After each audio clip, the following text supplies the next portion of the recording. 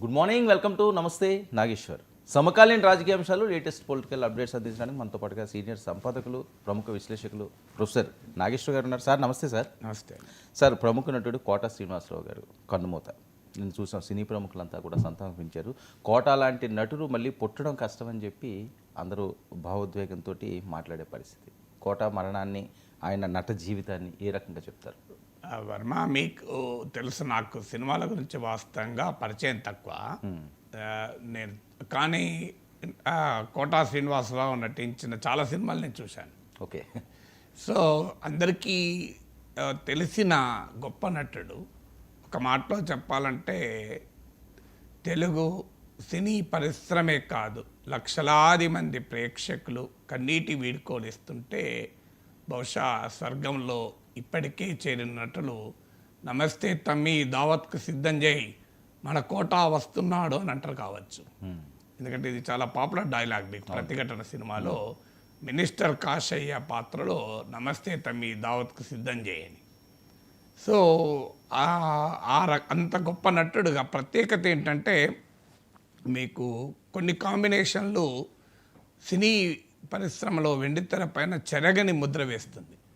మీకు రావు గోపాలరావు, అల్లు రామలింగయ్య, ఈ కాంబినేషన్ అంటేనే అసలు ఇక ప్రేక్షకులకు ఆనందం. అలాగే మీకు కోటా శ్రీనివాసరావు ఎంటర్ అయ్యే నాటికి సుత్తివేలు, వీరభద్రరావుల కాంబినేషన్, తర్వాత కోటా శ్రీనివాసరావు, బాబు మోహన్ల కాంబినేషన్.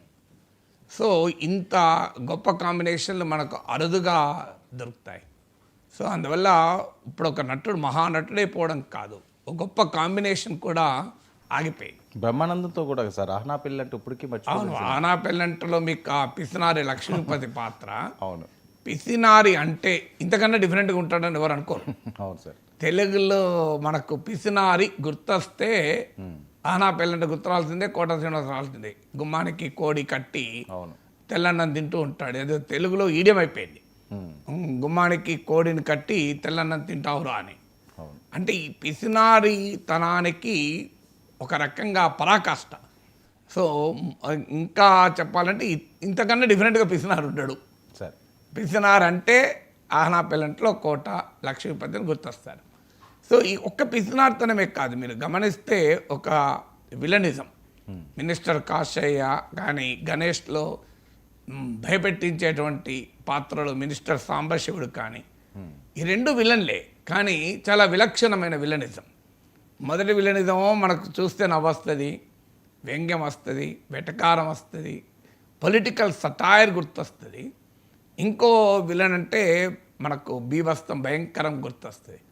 సో ఒక విలనిజంలో కూడా ఇలా పలు కోణాలు చూపెట్టవచ్చు అని మీకు నవరస నటుడు అని అందరూ కీర్తిస్తున్నారు. ఎందుకు?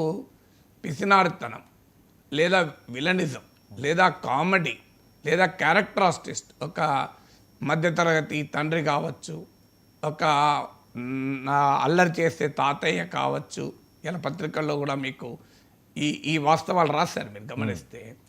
లేదు, మీకు నవ్వించే పోలీస్ కావచ్చు, ఒక కాంట్రాస్టింగ్ పాత్రలో జంబలక్కడి పంబ అంటే ఒక భయపెట్టించి అందరినీ హల్చల్ చేయించే పాత్ర కావచ్చు, అణిగిమణిగుండే పాత్ర కావచ్చు. అంటే సినిమాలో రెండు భాగాలుగా ఒకే సినిమాలో జంబగా పంబగా, జంబలక్కడి పంబగా నటించడం అంటే మామూలు విషయం కాదు కదా. సో అలా ఒక హాస్య నటుడుగా కావచ్చు. మీకు హలో బ్రదర్ అనుకుంటాను, అది మీకు తాడి మట్టయ్య పాత్ర, నవ్వించే పోలీసు పాత్ర. సో ఇలా మీరు ప్రతి పాత్రలో అంటే హాస్యము, లోభము, పిసినార్తనము, మీకు భయపెట్టించే లక్షణము, మోసకారితనము, మీకు వ్యంగ్యము, వెటకారము, ఇలా ఒక ఆప్యాయత, మమకారము, ఇలా అనేక రకాల రసాలను కూడా సమర్థవంతంగా పోషించగలిగే, అంటే బహుముఖ ప్రజ్ఞాశాలి అని ఎందుకంటారు అంటే, ఎలాంటి అభినయాన్ని, బహుపాత్రాభినయాన్ని సమర్థవంతంగా చేయగలిగిన అసలు సిసలు బహుముఖ ప్రజ్ఞాశాలి. సో అందువల్ల మీకు ఈ ఒక్కొక్క పాత్ర ఒక ప్రత్యేకత కదా. సో కొన్ని పాత్రలు అయితే ఇంతకన్నా ఈ పాత్ర ఇంకెవరైనా చేయగలరా? అవును. మీకు ఇప్పుడు పిసినారి లక్ష్మీపతి పాత్ర చూస్తే కోటా శ్రీనివాసరావు కాక ఇంకెవరైనా ఈ పాత్ర చేయగలరా? చేయలేరు, భవిష్యత్తులో రారు అని మనం చనిపోయిన సమయంలో అనిపిస్తుంది మనకు. కానీ వస్తారేమో చూద్దాం, ఆశించుదాం. కానీ అని చూసేవాడికి ఏమనిపిస్తుంది, ఈ పాత్రలు ఇంకెవరైనా ఇంత బాగా చేయగలుగుతారా, ఇంతకన్నా ప్రత్యేకంగా చేయగలుగుతారా అని అనిపిస్తుంది.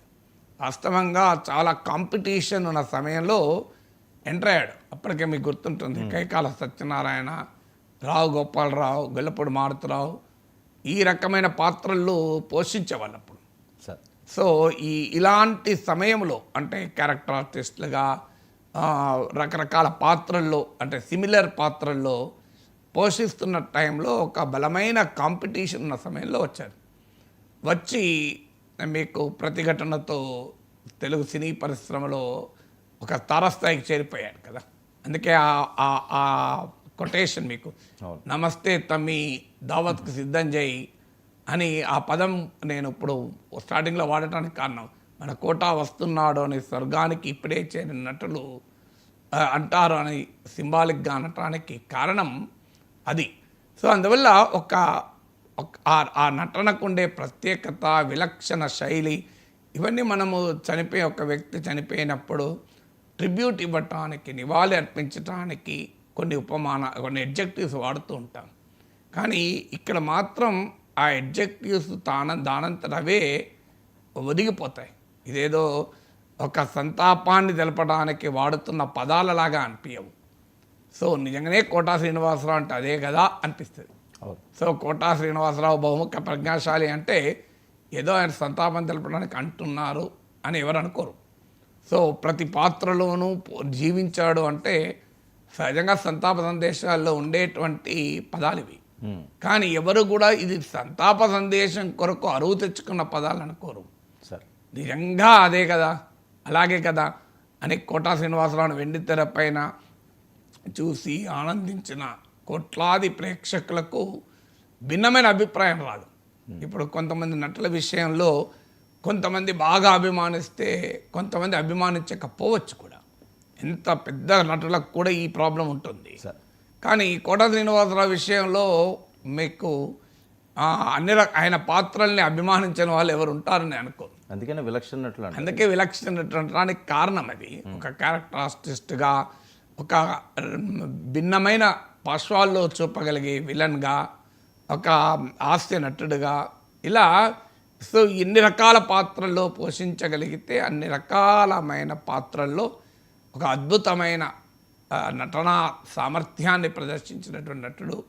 సో ఎవరైనా మన భగవద్గీతలో చెప్పినట్లు పుట్టిన ప్రతి వ్యక్తికి మరణం తప్పదు. కానీ ఈ మరణం అగాధాన్ని అయితే సృష్టిస్తుంది.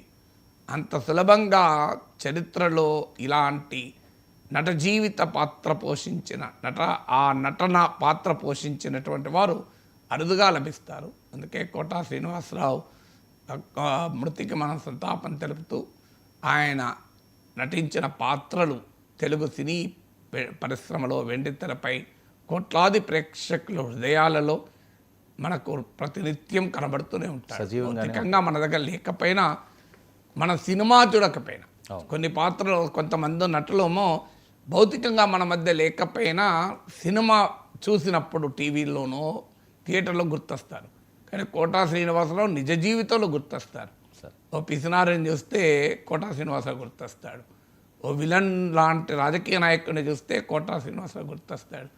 ఒక నవ్వించే వ్యక్తిని చూస్తే కోటా శ్రీనివాసరావు గుర్తొస్తాడు.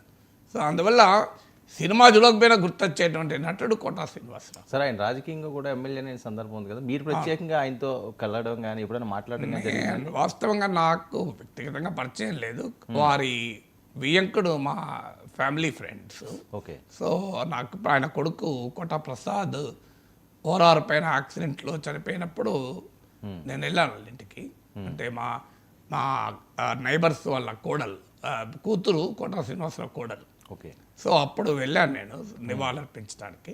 తర్వాత నేనుంటున్న కమ్యూనిటీకి ఆయనకు గ్రాండ్ చైల్డ్ పుట్టినప్పుడు వచ్చాడు.